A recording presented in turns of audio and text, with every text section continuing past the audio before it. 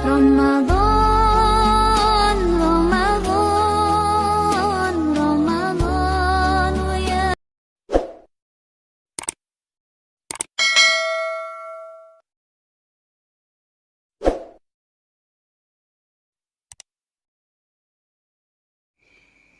Assalamualaikum warahmatullahi wabarakatuh. A'udzubillahi minasyaitonir rajim. Bismillahirrahmanirrahim. Alhamdulillahirabbil alamin. Wa bihi nasta'inu ala umuri dunya waddin. Wassalatu wassalamu ala asyrofil anbiya'i wal mursalin. Sayyidina wa habibina wa syafi'ina wa qurrati a'yunina Muhammadin sallallahu alaihi wasallam wa ala alihi wa sahbihi ajma'in. Qalu subhanaka la ilma lana illa ma 'allamtana innaka antal alimul hakim. Rabbi shrah li sadri wa yassir li amri wahlul 'uqdatam min lisani yafqahu qawli. Amma ba'du. Saudara-saudaraku rahimakumullah, untuk kali ini insyaallah akan saya bahas masalah yang berkaitan dengan perkara yang membatalkan puasa. Sedangkan perkara yang membatalkan puasa itu ada 10. Yang pertama adalah masuknya ain ke dalam lubang yang menuju perut atau lubang yang menuju kepala. Kemudian yang kedua adalah al-hiknah. Hiknah itu memasukkan obat atau masukkan sesuatu ke dalam lubang dubur. Yang ketiga adalah muntah dengan sengaja. Yang keempat adalah wate atau jima atau berhubungan layaknya suami istri. Yang kelima adalah inzal atau keluar mani. Yang keenam adalah haid. Yang ketujuh adalah nifas.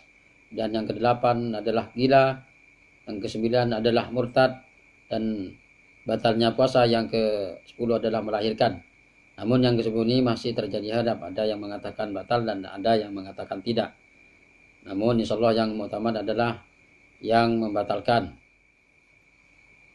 Baiklah, akan saya jelaskan satu persatu batal-batalnya puasa.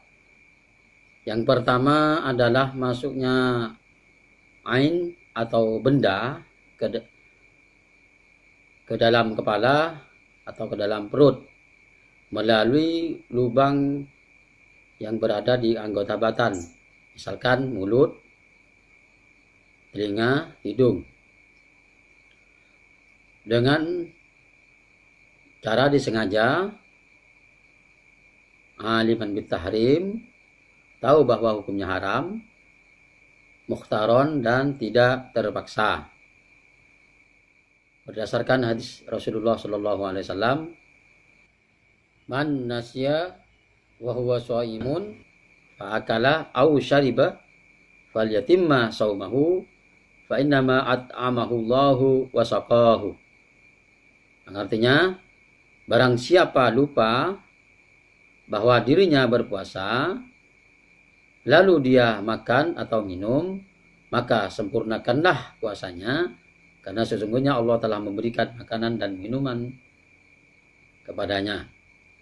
Dari hadis ini bahwa makan dan minum yang tidak disengaja, maka hukum puasanya tetap sah. Jika tidak disengaja. Tetapi kalau disengaja, maka hukum puasanya tetap batal. Dan juga qayyidnya aliman bitahrim, tahu bahwa hukumnya haram. Dan yang ketiga, qayyid yang ketiga adalah mukhtaron, tidak terpaksa. Yang dimaksud aliman bitahrim ini, misalkan qaribun ahdi bil Islam, baru masuk Islam, atau nasya'a ba'idun 'anil ulama, dia hidup di daerah yang memang jauh dari ulama. Misalkan para kiai, para ustadz, tokoh agama, memang di situ tidak ada tokoh agamanya, sehingga dia tidak tahu bahwa hal tersebut dapat membatalkan puasa, maka puasanya tetap sah. Adapun yang dimaksud ain di sini adalah benda-benda dunia, berbeda dengan ain benda-benda surga, itu memang tidak membatalkan puasa. Maka tidak membatalkan puasa, misalkan masuknya minyak ke dalam perut Bagaimana masuknya minyak ke dalam perut itu melalui kulit. Maksudnya masuk ke dalam lubang pori-pori kulit. Maka tidak membatalkan puasa. Minyak apa saja, misalkan minyak telur, minyak goreng, minyak bensin atau dan sebagainya. Tapi masuknya melalui lubang pori-pori maka tidak membatalkan puasa. Dan juga tidak membatalkan puasa jika menghirup asap, ya, karena asap ini tidak termasuk ain. Misalkan kemenyan, walaupun berbau harum. Berbeda halnya dengan asap rokok. Asap rokok ini dapat membatalkan puasa. Walaupun Imam Zayyadi pernah mengatakan pada fatwa yang pertama, beliau mengatakan bahwa asap rokok itu tidak membatalkan puasa. Akan tetapi pendapat beliau ini dicabut lagi karena beliau sudah tahu bahwa hakikatnya rokok itu adalah berupa ain dan dapat membekas pada si perokok. Sehingga pendapat yang kedua ini beliau mengatakan bahwa asap rokok itu dapat membatalkan puasa. Dan juga tidak membatalkan puasa masuknya debu ke dalam mulut atau hidung yang dikarenakan sulit untuk menghindar. Dan juga tidak membatalkan puasa masuknya binatang semisal lalat, nyamuk, dan lain-lain masuk melalui mulut ataupun hidung. Bahkan ketika misalkan ada seseorang yang membuka mulutnya ketika berpuasa, menganga, lalu ada binatang masuk ke dalam mulut, walaupun binatangnya banyak yang masuk, maka kata ulama tidak membatalkan puasa. Alasannya apa? Lihirzil istiros, karena sulit untuk menghindar.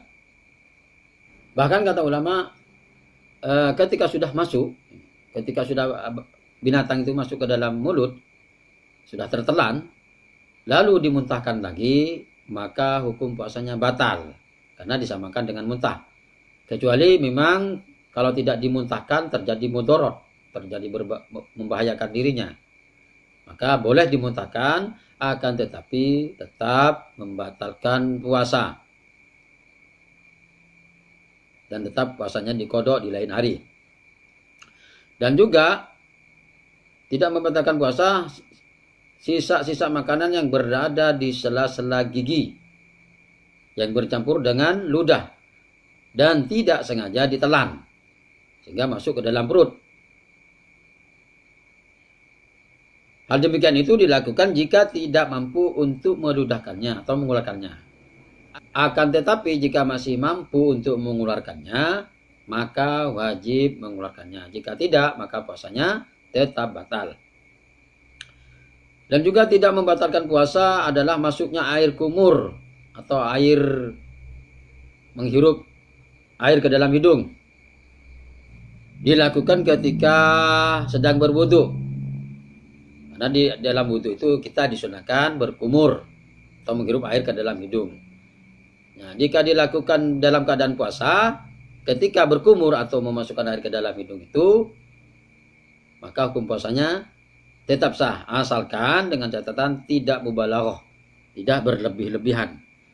Nah, kalau dilakukan dengan mubalaghah, berlebih-lebihan, mubalaghah itu ya sangat dilakukan dengan sangatlah, maka hukum puasanya tetap batal. Begitu juga tidak membatalkan puasa jika telinga kemasukan air di saat mandi karena tuntutan syara. Semisal mandi junub, mandi haid, mandi nifas, dan mandi yang disunahkan. Semisal mandi hari Jumat. Mandi hari Jumat itu disunahkan, tapi harus dengan catatan harus niat, sunnah. Kalau mandi Jumat tapi tidak niat, ya itu namanya bukan mandi sunnah. Mandi sunnah itu, mandi Jumat itu yang disunahkan adalah mandi yang diniatkan. Walaupun mandi sunnah, hukum puasanya tetap sah jika telinga kemasukan air. Tapi jika mandinya dengan cara menyelam dan memang terbiasa kemasukan air telinganya, maka haram dan puasanya batal. Tetapi kalau memang mandi menyelam itu kebiasaannya tidak masuk air ke dalam telinga, biasanya tidak masuk, maka puasanya tetap sah. Dan juga berbeda halnya dengan mandi biasa, mandi litabarut, mandi karena menyegarkan badan atau membersihkan badan. Maka ketika kemasukan air, walaupun tidak disengaja, maka hukum puasanya tetap batal. Dan juga tidak membatalkan puasa adalah melakukan suntik. Jadi suntik itu tidak membatalkan puasa. Demikianlah penjelasan tentang perkara-perkara yang dapat membatalkan puasa. Namun penjelasan ini baru sebagian. Dan untuk sisanya insya Allah akan dijelaskan di lain kesempatan. Wallahu a'lam bishawab. Dari saya jika ada kesalahan dan kekurangan, saya mohon maaf. Akhirul kalam. Assalamualaikum warahmatullahi wabarakatuh. Ramadan